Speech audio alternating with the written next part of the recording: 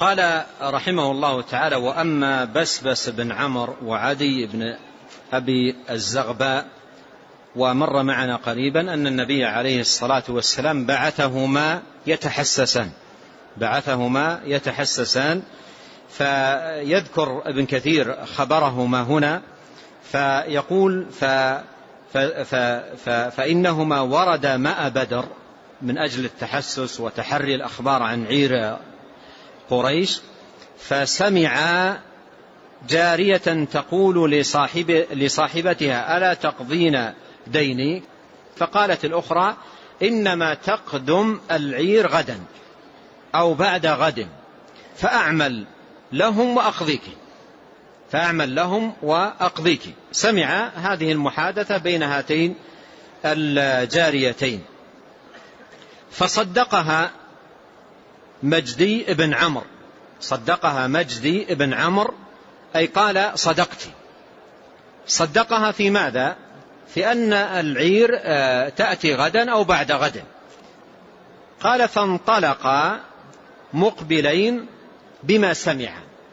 بما سمع أي من إحدى الجاريتين، وتصديق مجدي بن عمرو لها في ذلك بمقدم عير أبي سفيان إما غدا أو بعد غد، فجاء بخبر إلى النبي عليه الصلاة والسلام. فانطلق مقبلين بما سمع، ويعقبهما أبو سفيان. أبو سفيان أيضا لما سمع أن النبي عليه الصلاة والسلام خرج لملاقاة العير تقدم أبو سفيان العير بنفسه ليتحرى عن الأمر، فعقبهما أبو سفيان على البئر.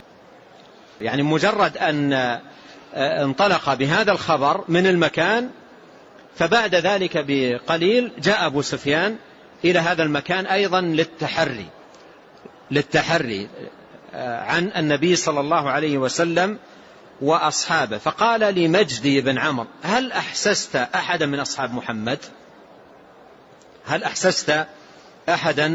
من أصحاب محمد؟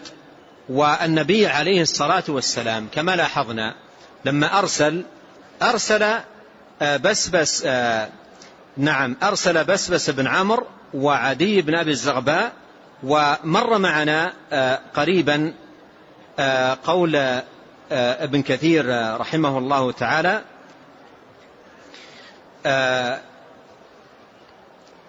في صفحة 37، نص ابن كثير على أنهما جهنيين، يعني لم يرسل النبي عليه الصلاة والسلام من أصحابه المعروفين أو من المهاجرين، وإنما أرسل شخصين لا يعرفان معرفة واضحة بصحبة النبي عليه الصلاة والسلام، وهذا فعله عليه الصلاة والسلام عن قصد. فقال: هل أحسست أحدا من أصحاب محمد صلى الله عليه وسلم؟ يعني لو كان النبي صلى الله عليه وسلم أرسل من أصحابه الخاصين لقال له: نعم، رأيت فلان وفلان من أصحابه. فقال: هل أحسست أحدا من أصحاب محمد؟ قال لا، إلا أن راكبين، يقصد بسبسا وعديا، إلا أن راكبين نزلا عند تلك الأكمة. والأكمة هو الموضع المرتفع وهي دون الجبل. فقال: نزل عند تلك الأكمة، فانطلق أبو سفيان إلى مكانهما. يعني القوم أيضا كان عندهم خبرة في تحري الأخبار ومعرفة الناس. فانطلق إلى مكانهما، يعني ينظر لعله يجد شيء حول المكان يستطلع منه عنهما شيئا من الخبر. فانطلق أبو سفيان إلى مكانهما وأخذ من بعيرهما ففته. البعر هو الذي يخرج من دبر البعير، الفضلات، فأخذ بعره من بعيرهما ففته، يعني يريد أن يتعرف من فته لبعرة البعير من أين، لعل يجد يعني شيئا يفيده في ذلك. ففته فوجد فيه النوى هو عجمة التمر، فوجد فيه النوى، فقال: هذه والله علائف يثرب، هذه والله علائف يثرب، فعدل بالبعير إلى طريق الساحل. يعني عرف أن من هذا أن النبي صلى الله عليه وسلم فعلا قريب من المنطقة، فعدل بالعير إلى طريق الساحل فنجا. ولما اطمأن لهذه النجاة وأخذ طريق الساحل متجها إلى مكة، بعث إلى قريش يعلمهم أنه قد نجا هو والعير، ويأمرهم أن يرجعوا. يعني لم يبقى حاجة إلى هذا الصريخ وإلى هذا الخروج، لأن العير قد نجت، فأرسل إليهم أن يعدلوا. قال: وبلغ ذلك قريشا فأبى ذلك أبو جهل. قال: والله لا نرجع حتى نرد ماء بدر ونقيم عليه 3 ونشرب الخمر وتضرب على رؤوسنا القيان أي المعازف، فتهابنا العرب أبدا. يعني ما دمنا تجهزنا وخرجنا من مكة وتهيأنا للملاقاة لن نرجع، سنذهب إلى بدر ونقيم في المكان لمدة 3 أيام. وغرضه من ذلك يقول حتى تهابنا العرب أبدا. قال: فرجع الأخنس ابن شريق بقومه من بني زهرة قاطبة، فبنو زهرة قاطبة رجعوا. وقال: إنما خرجتم لتمنعوا عيرهم وقد نجت، يعني ما أصبح الآن حاجة لهذا الخروج. قال: فلم يشهد بدرا زهري إلا عم مسلم ابن شهاب ابن عبد الله والد الزهري، فإنهما شهدا يومئذ وقتلا كافرين. أما عداهما من بني زهرة فإنه لم يقدم أحد. قال: فبادر صلى الله عليه وسلم قريشا إلى ماء بدر فنزل على أدنى ماء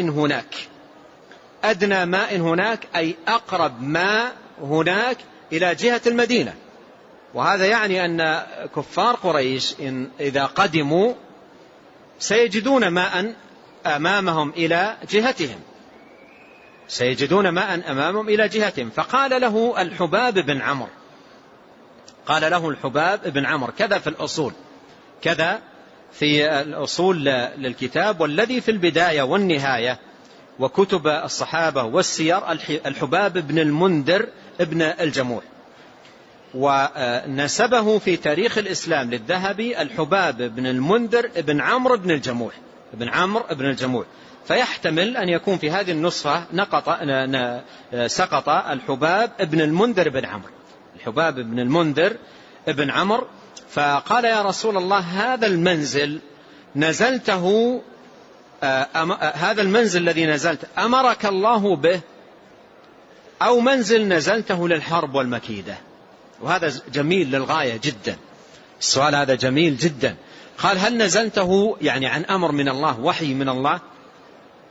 إن قال له النبي صلى الله عليه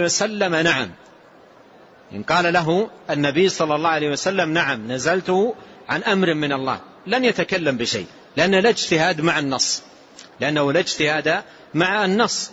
فقدم بهذه المقدمة، قال: هل هذا المنزل نزلته يا رسول الله عن أمر من الله، يعني جاءك وحي من الله بأن تنزل في هذا المنزل، أو منزل نزلته للحرب والمكيدة؟ فقال: بل منزل نزلته للحرب والمكيدة. فقال: ليس هذا بمنزل، يعني هناك ما هو أولى منه، فانهض بنا حتى نأتي أدنى ماء من مياه القوم فننزل فيه ونغور ما وراءنا من القلب، جمع قليب، ونغور ما وراءنا من القلب، والقليب هو بئر الماء. ومعنى نغورها أي ندفنها ونطمرها بحيث لا يكون لهم مورد، يكون هناك مورد للماء للنبي عليه الصلاة والسلام، وهؤلاء إن احتاجوا للماء لا يجدون موردا. ثم نبني عليه حوضا فنملأه فنشرب